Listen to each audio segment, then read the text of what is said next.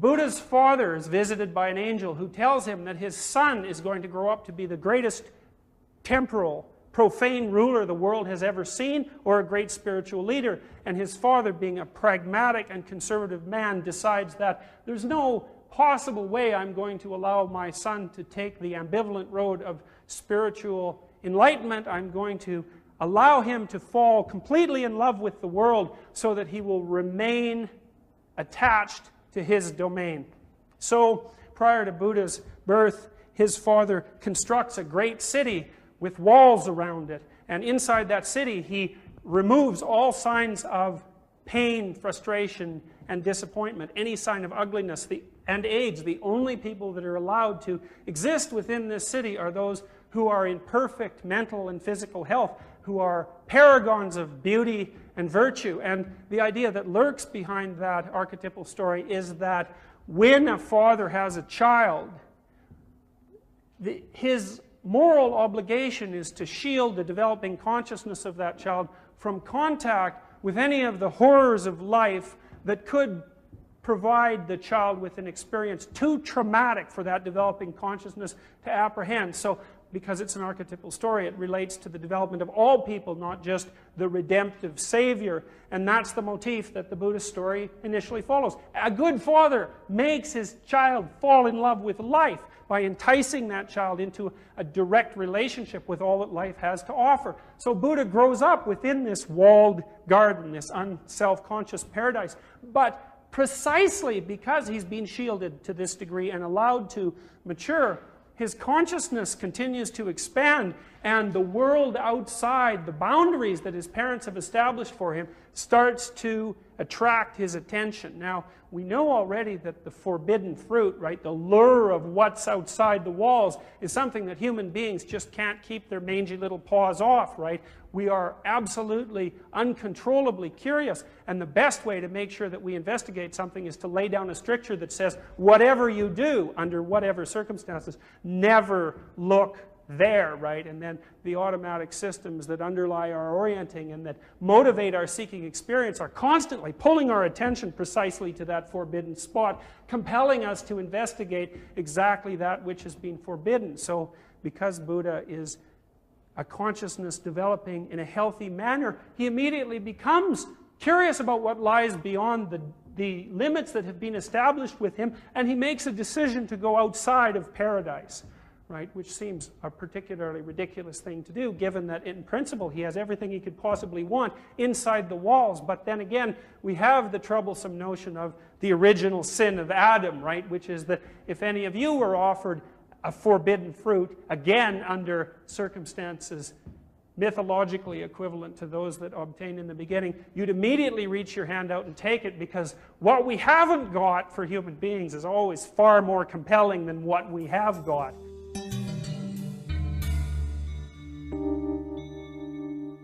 So Buddha goes outside the walls, but his father, who's a good father, although somewhat conservative, decides he's going to rig the game a little bit, so he gets rid of everybody that's diseased or unhappy or uncomfortable or ugly or old or anything that could possibly disturb the Buddha, and he lines the streets with flower-waving women and puts petals on the road and sends his son out in a gilded chariot. But the gods who are lurking around, right, the troublemaking gods who represent chaos and disorder and the unknown, decide to send in front of Buddha a sick man who hobbles unsteadily into view, and Buddha asks his retainer precisely what this phenomena represents, and his retainer says, well, you know, human beings like you, since you're human, are subject to the deterioration of their physical powers in an arbitrary way, and this man is one person who's been so afflicted. And so Buddha is completely disenchanted by his exploratory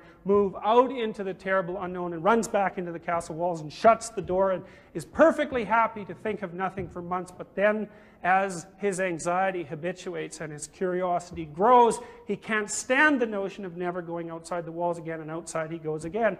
And this time, after his father prepares the route ever so carefully, the gods send in sight an old man who hobbles into view, and Buddha looks at him in shock and horror and says to his retainer, just precisely what's going on here? And his retainer says, well, That's an old man, and everybody gets old, and you're going to get old too, and that's the way of all humanity. And that's the point at which Buddha's self-consciousness expands, not to only include the possibility of degeneration, but to include the temporal horizon that's characteristic of life. And he finds that so terribly shocking that he runs back into the castle and shuts the walls down and plays with his friends for another 6 months or maybe a year, till his anxiety finally habituates and he goes out one final time. And this time the gods send a funeral parade for him, and he sees his first dead body, and this is such a terrible shock to him that he can't even go back to the castle. So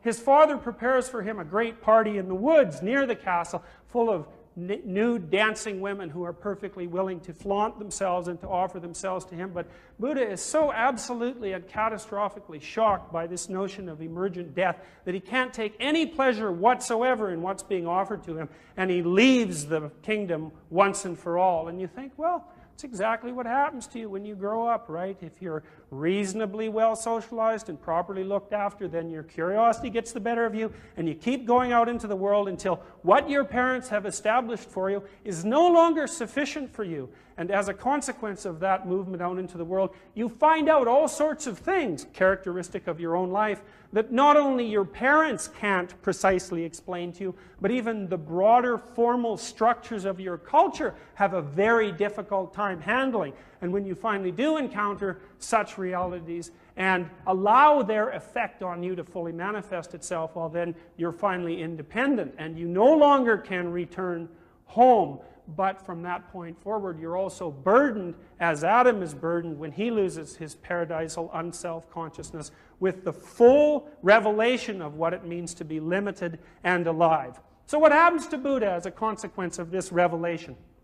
He becomes an apprentice, and the chronicles of the Buddhist adventure are careful to say that he becomes the world's most proficient practitioner of Samkhya, which was a philosophical precursor to yoga, and then to yoga. So he masters all the positions and the asanas until he's disciplined physically to an almost unlimited degree. And then he decides that he'll adopt a stance of world renunciation, which is also something he's remarkably good at. And he starves himself until the chroniclers say he resembles nothing so much as a pile of dust. And then, having exhausted all the disciplinary structures that his sophisticated culture has to offer him, but still not precisely finding the answer that he's looking for, he retreats into the forest, a place of the unknown, and sits himself at the base of a tree. Underneath the tree, he's visited by visions and temptations. The first vision is an essentially erotic one.